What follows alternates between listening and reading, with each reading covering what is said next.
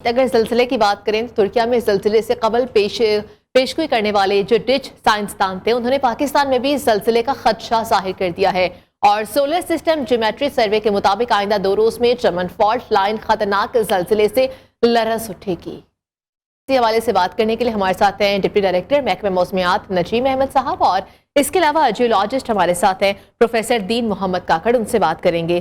Professor साहब, बहुत शुक्रिया आपने वक्त निकाला। प्रोफेसर साहब, क्या ऐसा हो सकता है कि ये जो जलजिला है उसके हवाले से पहले ही पेशगोई कर दी जाए, और क्या इस तरह पैमाना है जिससे हम इसको नाप सकते हैं या मैयर कर सकते हैं? शुक्रिया। ये शॉर्ट टर्म प्रिडिक्शन जो है इस वक्त तक साइंस इस हद तक नहीं पहुंची कि वो शॉर्ट टर्म प्रिडिक्शन करें कि 48 घंटों में या 24 घंटों में ज़लज़ले के इम्कान हैं। अलबत्ता चमन फॉल्ट के ऊपर हम अमेरिकन यूनिवर्सिटीज के साथ हम भी लगे हुए हैं और हम जी ठीक है। तो वो उन्होंने तो अभी यही कहा है कि हमारे पास कोई ऐसा पैमाना नहीं है जिससे हम इसको मैयर कर सकें। जी प्रोफेसर साहब, कंटिन्यू करें आप। सॉरी जी, आप बात कर रहे थे, आप कंटिन्यू करें।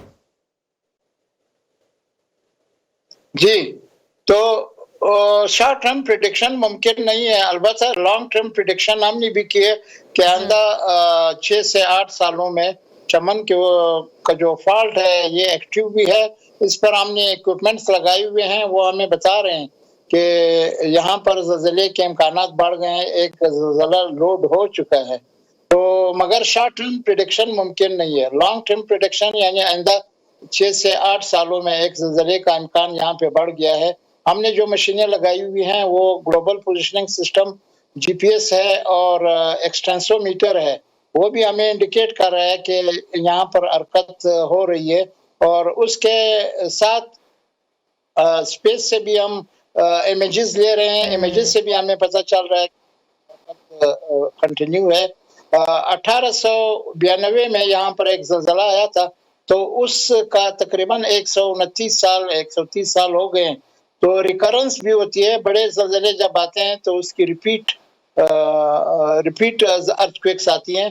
तो 100 साल 150 साल के दौरान चमन पर इसी पॉइंट के ऊपर जो ज़लज़ला पहले आया था, अब उसके इम्कानात ज़्यादा रोशन है, मगर शॉर्ट टर्म प्रिडिक्शन मुमकिन नहीं है। ठीक है, आपने कहा कि शॉर्ट टर्म प्रिडिक्शन मुमकिन नहीं है। आगे 6 से 8 सालों में अगर कोई खुदा ना खास्ता कोई ऐसा ज़लज़ला आता है तो उसके हवाले से प्रिडिक्शन बस पहले कर सकते हैं। आप हमारे साथ ही रहिएगा।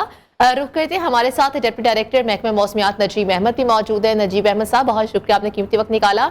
नजीब अहमद साहब, क्या ऐसा कोई मैकेनिज्म है जिससे पता चल सके कि पहले ज़लज़ला आने का खदशा है, क्योंकि पेशगोई तो की गई है, तो उसके बाद क्या ऐसे इंतजाम किए जा सकते हैं कि उसको सेव किया जा सके, नुकसान को कम से कम?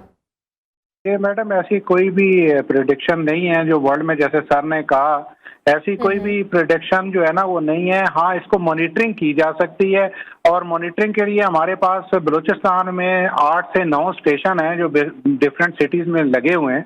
और उसमें एक जो है वो क्वेटा में है, खुजदार में है, तुर्बत वगैरह में है।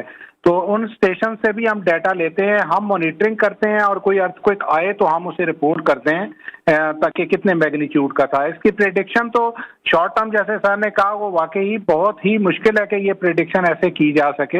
हाँ, अभी अपन 5 मिनट बाद आ जाए, जो 48 आवर्स उन्होंने कहे हैं, उससे पहले अगर आ जाए वो भी हम नहीं कह सकते, क्योंकि ये प्रेडिक्शन है ही नहीं इसकी।